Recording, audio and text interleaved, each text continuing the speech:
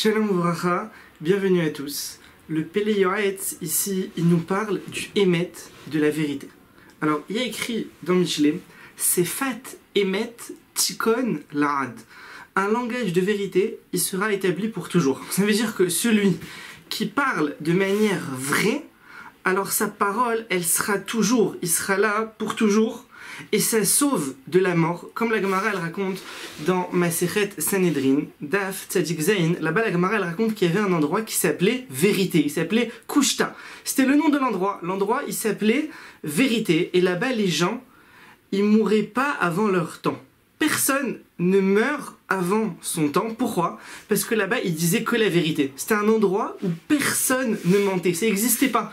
Dans cet endroit-là, on disait uniquement la vérité. Et par ce mérite-là, alors ils mouraient en leur temps. Et à tel point, c'est grave le mensonge, que la Gemara, elle nous ramène dans Masechet Sanhedrin, Daf Tzadik Bet, que celui qui ment, c'est considéré comme de la Avodah Zara. C'est comme de la Avodah Zara, elle nous dit la Gemara. De plus, la Gemara elle nous ramène aussi dans Masechet Shabbat Daf Nunhe que Akadosh Baruch Hu Chotamo Emet, son tampon c'est la vérité. C'est-à-dire le sceau d'Akadosh Baruch Hu, il y a le sceau du roi, le tampon du roi, et quoi il tamponne, on certifie que c'est le roi. Le sceau, le tampon d'Akadosh Baruch Hu, c'est la vérité. Malheureusement, il nous dit le Pele Yoetz, malheureusement, il y a beaucoup de gens, de nos jours, des fois des gens qui sont ignorants, qui connaissent pas la halacha, etc. Alors il y a beaucoup de gens, ils mentent. Et encore plus, ils disent quelque chose de terrible, de pire. Ils mentent sans but. C'est-à-dire, ils mentent stam pour inventer, pour raconter une histoire. Comme ça, ils racontent une histoire qui est entièrement fausse, qui est entièrement inventée. Comme ça, pour raconter, il dit ça c'est encore pire. Là-dessus, il dit le prophète Yirmia Hanavi, Oy Moshre He'avon, malheur à celui qui tire la faute, Bechevle Hashav, avec des cordes fausses, des cordes vaines. C'est-à-dire, il fait une avéra pour rien. Là-dessus, il dit, le prophète, il dit, c'est quelque chose de terrible. Il fait une avéra sans but. Maintenant, de l'autre côté, il nous dit le Pele Yoetz, quand quelqu'un il fait ça dans un but, alors on l'appelle un bon vendeur. Il vend son produit, donc il ment, mais il vend son produit, on appelle ça un bon vendeur, donc on donne un surnom. On dit non, c'est pas un mensonge, c'est juste qu'il présente son produit, et il aide le client à acheter tout ça, mais au final c'est du mensonge, mais on appelle ça malheureusement, il dit, ça s'appelle un bon vendeur, c'est de la vente, il dit il faut faire attention à ça, il faut être honnête. Quelqu'un il doit être honnête dans son business, il doit être honnête dans sa vente, de dire la vérité. Et puis c'est Akadosh Baruch Hu qui décide si le client il va acheter, si ça va se vendre, etc. Il faut avoir cette confiance en Akadosh Baruch Hu.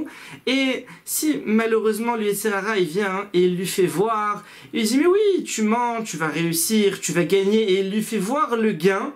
Et même le gain il est là, il dit le Pele Yoetz, c'est sûr qu'à la fin, le manque il viendra. C'est-à-dire le Yetzer Hara il paye tout de suite, il a menti, et donc avec son mensonge il a réussi à faire l'affaire, tout ça. Mais le Yetzer Hara, c'est maintenant, il a reçu son argent, mais des années plus tard, alors il risque de perdre cet argent-là, il risque de payer pour ce mensonge qu'il a fait. Il dit un autre point également, le Pele Yoetz, il nous donne un autre point, que aux yeux des hommes et aux yeux d'Akadosh Baruch Hu, celui qui ment, il est méprisé. Et encore plus, des fois si quelqu'un il ment devant un non-juif, il ment à un non-juif, et après ce non-juif, il se rend compte du mensonge de ce juif, alors qu'est-ce qu'il dit? Il dit, tu as vu, ces juifs, c'est des menteurs, c'est des gens malhonnêtes, et là, c'est terrible, parce que là, c'est du Chilul Hashem. Là, maintenant, en ayant fait ça, il a profané le nom d'Hachem. Un juif, tu dois représenter Akadosh Baruch Hu, tu représentes Akadosh Baruch Hu, donc tu dois bien te comporter. Donc tout comportement qui est mauvais, alors tout de suite, ça profane, en quelque sorte, le nom d'Hachem, c'est du Chilul Hashem, c'est une avéra qui est très grave. Vea Emet, Yesod Abinyan, il nous dit de l'autre côté la vérité, c'est la fondation du bâtiment, et il est su, ce qui est ramené dans le Midrash, un très joli Midrash, sur un monsieur qui était rachat. C'était un rachat gamour, un monsieur entièrement rachat, mais il a pris sur lui une chose, il a pris sur lui de ne pas mentir. Il a pris sur lui, voilà, de dire uniquement la vérité. Et comme ça, le Midrash, il dit, ce monsieur, il a entièrement fait tchouva, il a abandonné toutes ses avérotes, toutes les mauvaises choses qu'il faisait, il a tout abandonné. Pourquoi? Parce qu'il se disait comme ça, si maintenant, il a programmé maintenant d'aller voler un monsieur. Alors, sur la route, les gens vont dire, où est-ce que tu vas? Alors, il peut pas mentir, il a pris sur lui de plus mentir. Et si leur dis la vérité, c'est honteux, et ouais, vous savez, je vais voler un monsieur, tout ça. Alors les gens, c'est honteux de dire ça. Donc à chaque fois, il se retrouvait bloqué, et donc il a comme ça, il a fait une tchouva entière, il a arrêté tous ces mauvais actes. Maintenant, ça fait partie aussi de la midat à émettre, de vérifier ses paroles. Ça veut dire que chaque parole que quelqu'un il sort de sa bouche, il doit s'efforcer de l'accomplir. Il faut pas que sa parole, elle soit mensongère. Il lui dit, demain je viens. Et après demain il vient pas, bah alors t'es pas venu. T'as dit que t'allais venir. Donc chaque chose que quelqu'un il dit, il faut qu'il s'efforce absolument de l'accomplir. Il dit à tel point qu'il dit le Péléoët, ça doit être à ses yeux, comme s'il avait juré. Ça veut dire, tu t'es engagé demain à faire telle chose. Alors il faut absolument que tu la fasses. C'est comme si tu avais juré que tu allais faire cette chose-là. C'est pas que tu as juré, mais c'est comme si, c'est-à-dire pour bien nous faire comprendre qu'il faut pas ne pas accomplir ce qu'il a sorti de sa bouche. Chaque chose, il faut qu'il soit honnête, il faut qu'il soit vrai. Il a dit ça, alors qu'il le fasse. Donc, avant de parler, réfléchir. Comme la Gemara, elle ramène dans dans Baba Metzia, Mi Shepara Midor Amaboul, ou Midor Apalaga. Celui qui a puni la génération du Maboul, ça veut dire Akadosh Baruch Hu qui a puni la génération du Maboul, du déluge, et Dor Apalaga, la génération de la tour de Babel, ou Atid Lipara Mimi Sheeno Omed Bediboro. Alors il va punir aussi celui qui ne tient pas sa parole. Donc on a une responsabilité, on a une parole, et il faut la tenir. Et étant donné que la Torah Akdosha, notre sainte Torah, c'est Torah Emet, c'est une Torah de vérité. Donc c'est très important, les Gotba Be'emet, de l'étudier avec vérité.